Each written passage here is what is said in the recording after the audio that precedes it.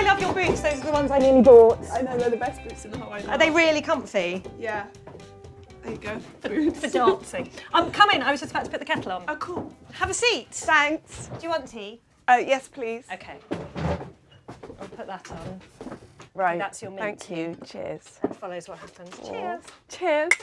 What are you reading? Lincoln in the Bardo. How far through are you? Not so far. I'm halfway through. Halfway through. Yeah. What did you think when you first started? At first, I was just like, I always go into books thinking they're going to be like meeting someone much more clever than me. And I'm like, oh, go on then. I probably won't understand, but try me. And then, but once you get over that, Yeah. you just read it as a story. It's fine. Yeah, it's brilliant. So a bardo is like the Tibetan word for in between. Yeah, And in so between states of what? So you're between death and life, and that kind of place where you're neither here nor there. You're neither. You've not entered or left. Which is why when you start reading it, you think it's going to be such a weird book. You see, I literally picked it up off the table. Yeah. Because my brainy husband gets books. And I was like, oh, fuck it, what's this shit? Yeah. So I picked it up. So I had no idea what I was reading. Right. So I just thought I was reading a story about a nice man who wasn't forcing his wife into having sex with him when she clearly didn't fancy him, was far too young for him. Right. And I was like, oh, that's interesting. And then suddenly it just went completely like, what the fuck? He's Yeah. dead? Yeah.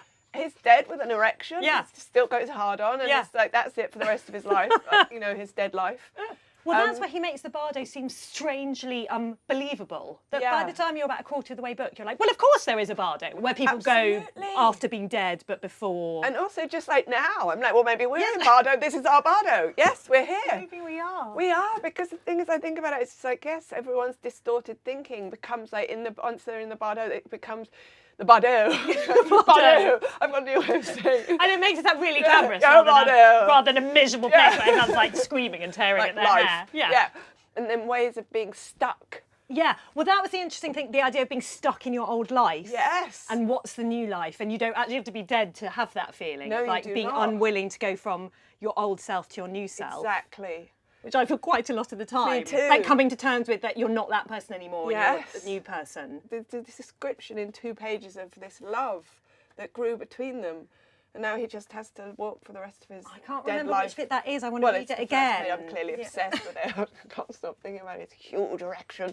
But yeah, so just like, yeah, there's the woman who has like the 3 daughters who are just the orbs. Yeah. They just float around her, hating her. I think. Yeah. Yeah. But then when you describe like that, it does seem like maybe that we are all in the bardo. I think so. Yeah, and it's That's just where an extreme example. Yeah. Oh, God. Or is it? Or is this the extreme example? Yeah. I mean, I don't know. It's very unpretentious. It's true, yeah, it really is, Yeah. and it has so much going on.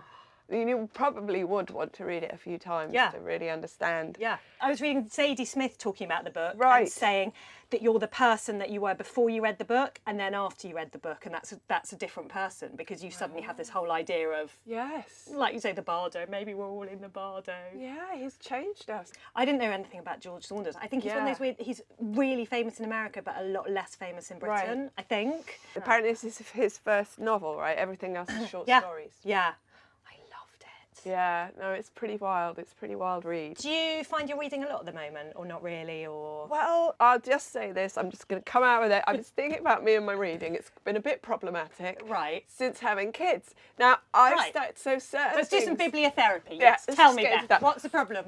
Yeah. Well, once you have kids, Yeah. everything's guilty. You can't keep a It's thought all in your guilt.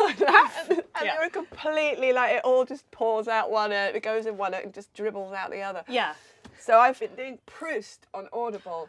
Because I'm Love like, it. oh, but it's genius. It's amazing. Because his voice is like this, except for when he does ladies' voices, which gets a little bit tricky. Because he does them like He this. does do a lady's voice like that, and you're like, oh, stop, Jesus. No, it's just very jarring because you're brilliant. trying to get to sleep. It's Yeah. also just like, I'm trying to get to sleep, Bruce. Come yeah, on. have Be a more word. boring. Yeah, and the other thing is, I found out actually this is ridiculous. I needed glasses. Right. Because I just couldn't accept that. I was like, I don't need glasses. I'm not old. You see, I'm- it's the, Yes, the I person you know. were before and after you've got to Exactly. accept. I can't accept it. Yeah. So suddenly I put glasses on and I'm now like, oh, I can Oh, read. right. It wasn't just I'd lost my mind. It's just I couldn't see. Right. Do you remember like learning to read, or who taught you to read, or any of that? I remember having to sit. I remember learning to write. I remember being put next to a boy who had nice handwriting. and being Andrew Powers. And I had to like copy his writing because I was so shit at writing, my handwriting. Obviously, my writing's amazing. Yeah. Did you always write, apart from the terrible handwriting? Yeah. Did you always write? Yeah, I did. Like, I when you were a always, kid and I stuff? did. I was always like journal, like noting things. Make notes of everything. Everything must be noted. Do you still have them? I did keep little journals, and I did have pages of things that I'd write and notice and things, but I don't know where they are. I might have them. I've got boxes of stuff to go through. And do you think your writing has changed since having kids? Well, I think so. I hope so. I mean, I don't know. I'm doing right now, so with my last record, which came out a couple of years ago, Kid Sticks, I wrote through the medium of sound. So sound came first, Right.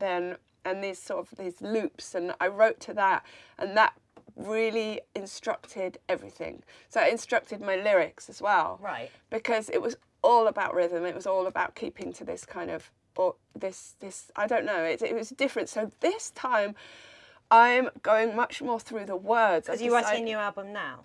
Yeah. Well, I'm writing. I'm writing. God knows what genius is Who coming. knows what genius it will be? But you're writing something. Yeah. I hope, maybe. Yeah. Yeah. I hope.